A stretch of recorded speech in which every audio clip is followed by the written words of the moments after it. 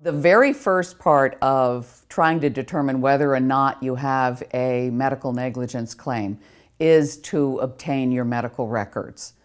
Sometimes that's going to be done by the lawyer with authorization that's been provided by the client. Other times the client is going to get the records themselves. One thing should be certain in anyone's mind who's a patient: you have an absolute right to receive your medical records.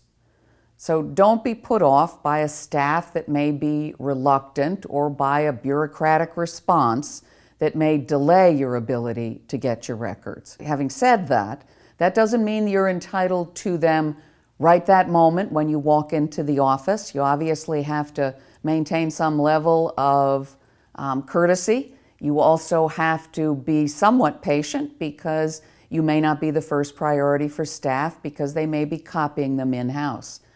But once you provide that authorization and ask for all of your medical records, you should get all of your medical records. Don't be satisfied with just a couple of printed reports.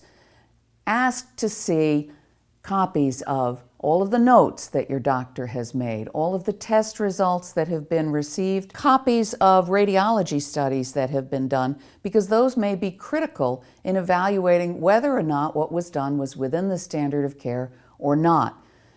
Same thing with a hospital. There will be a medical records office at the hospital, and your request should be directly to them. I often think if you make the request in writing, it's more effective because now they know and you know this is the date on which I requested it, and I should be receiving a timely response.